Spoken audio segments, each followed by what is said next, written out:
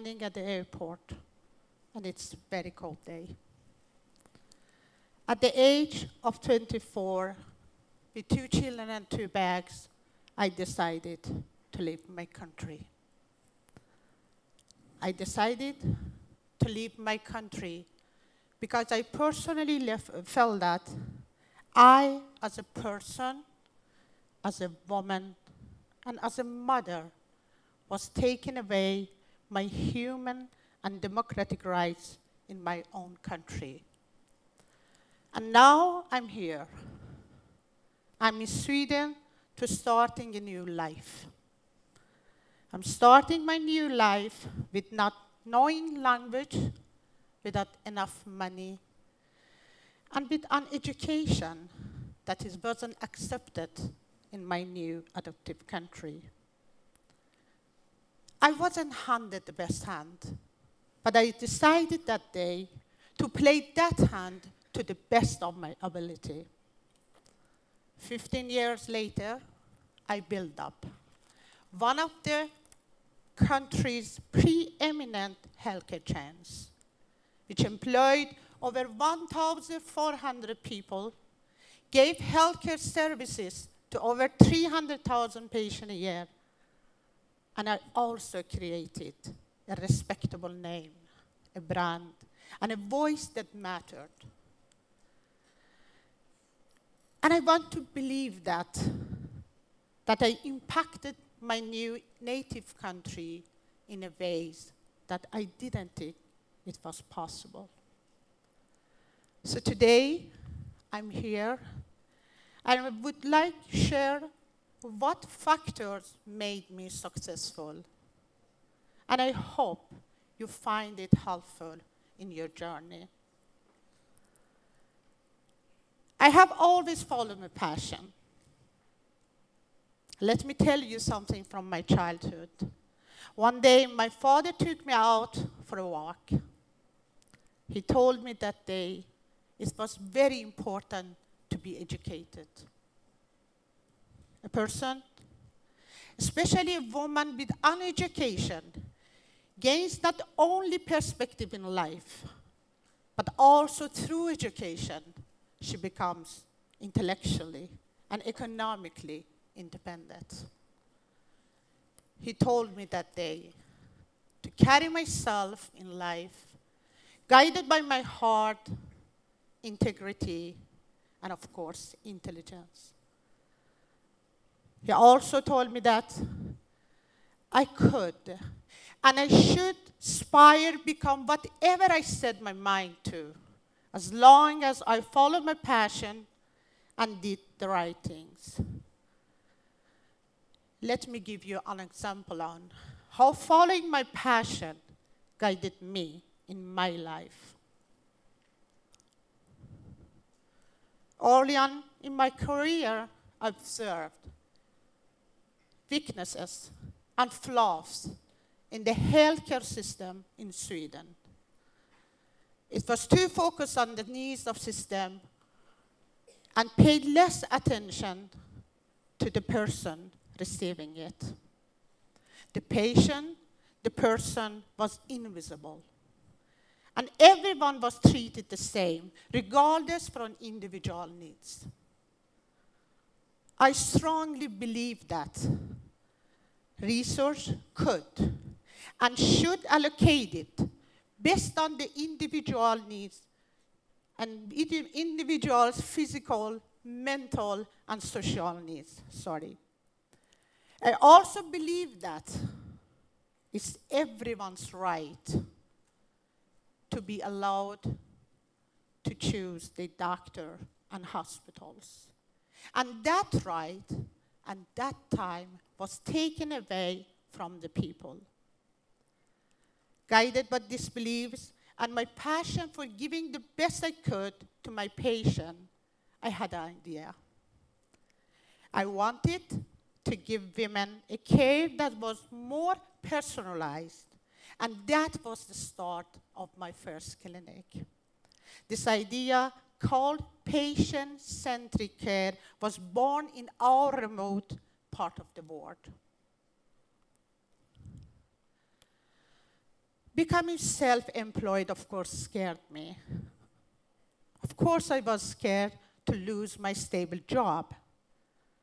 But I was more scared that I would look back at my life and regret not taking the leap of faith. I have to give myself and my future a chance. This brings me to my second factor of success I want to share with you today. To be courageous. I hear a lot of entrepreneurs, mostly men, telling me how fiercely they took on their corporate challenges. They didn't look at the risks, but just jumped off the cliff. To be honest with you today, for me, that just showed a total lack of strategic thinking. Because building something from nothing is inherently risky. And to be clear-headed and courageous is to understand the magnitude of the task in front of you and still have the conviction to go ahead with your task. The next important thing is to understand that it's okay to be different. We're born different. We look different. So it's natural to act differently too.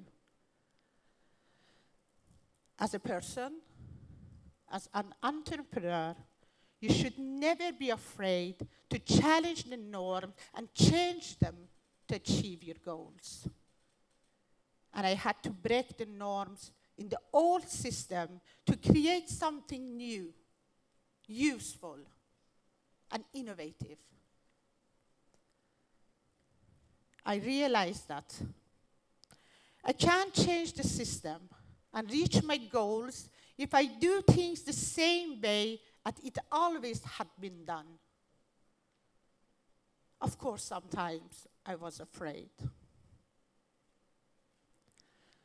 I was afraid of not just making mistakes, but also afraid to be misunderstood for my ideas and the person whom I was.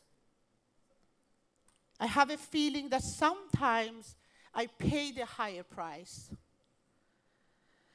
I paid a higher price because I wasn't just a woman who took place in the male-dominated environment, but I also judged because I was, of course, that woman with a different background. I was seen as the radical one.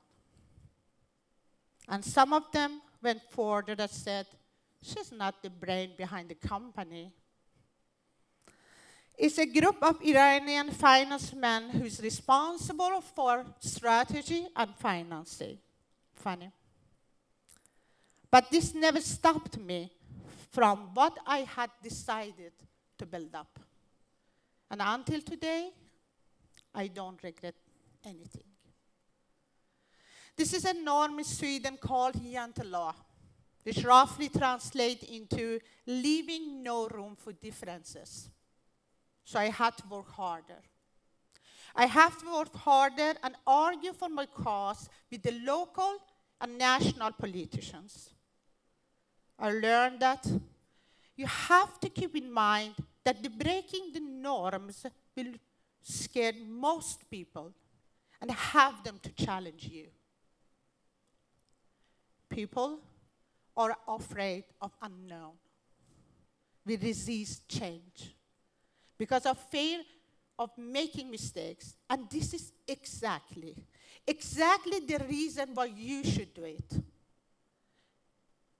It's everyone's fear of the unknown that leaves places open for innovation and growth for courageous.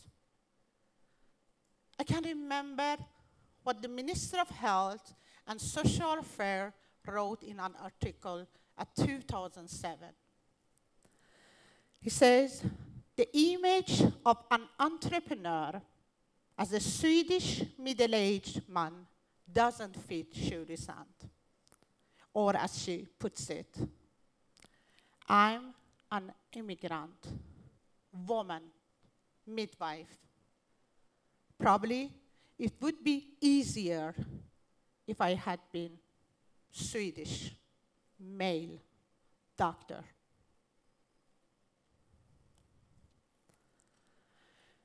To reach success, I learned early in life that I don't only need passion and courage, but also concrete goals, both private and professional. My greatest ambition from the start was to become one of Sweden's largest healthcare entrepreneurs. I wanted to create all relevant services around the patient. This idea and my clear goals for the company result into the formation of my healthcare group. We created 4 companies during 5 years within specialist care, primary care, elderly care, and diagnostics. All these 4 companies worked together with strong leadership and create innovation solutions to put all services together for the people, create safety for the patient, benefit for the company, and help the government to reduce cost. That was revolutionary at that time in Sweden.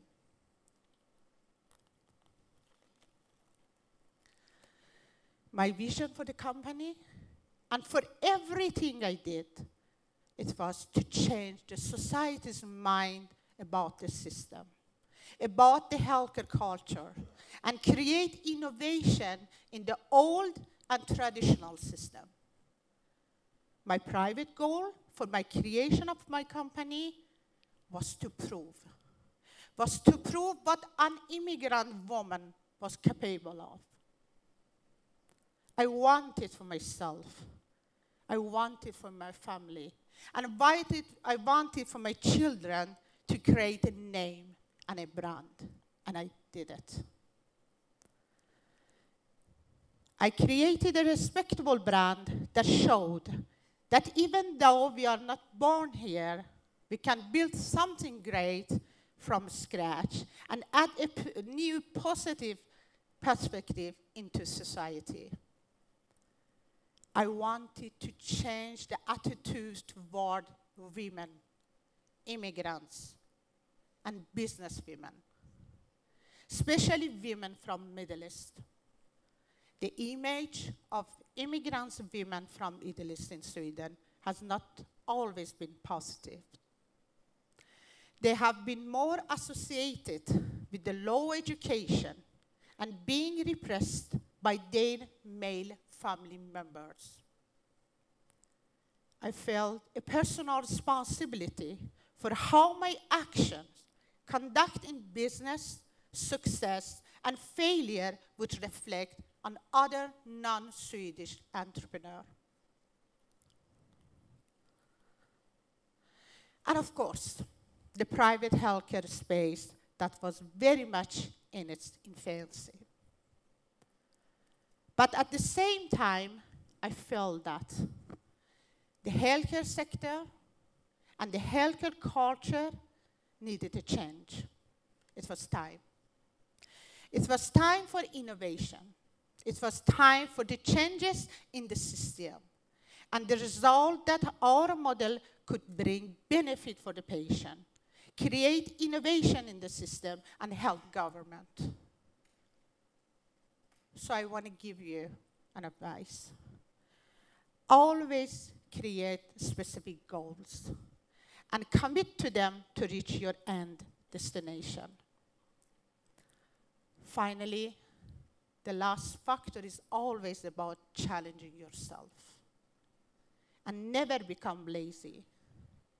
To actualize my dreams and my goals, I had to challenge myself. I had to challenge my beliefs, and I had to challenge my view of life. I had to think about how I wanted my life to look like. you want to change something, you have to believe in the change.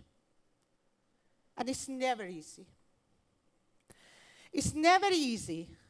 And it's the highest form of self-respect to believe that you are a person that can change something and expect the level of commitment from yourself. Despite all challenges ahead, I never allowed other people's view of my capacity be the guiding force. You. And you are only the one that decides how far you can go.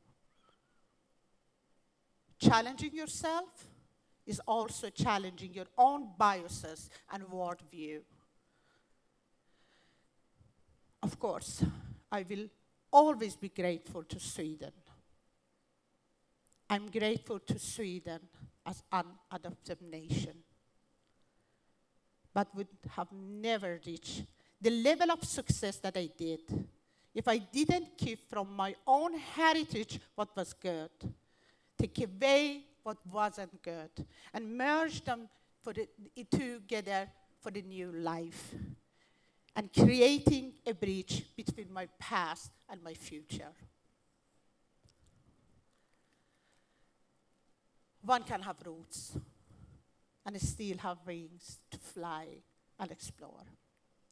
Integration into society can only be achieved when it's done with the mind and with the heart. That is what I learned as a child, and that is what I taught my children. Today, I have given you an insight into what made me successful. And there is my 5 principal goals in life. Always follow your passion. Be courageous. Don't be afraid to breaking the norms. Have concrete goals and challenge yourself. Now, I would like to end with a question to you. And I want you to go home and thinking about the answer. If I could reach the level of success, with that condition that I had at that time, what keeps you from reaching your goals in your life? Thank you.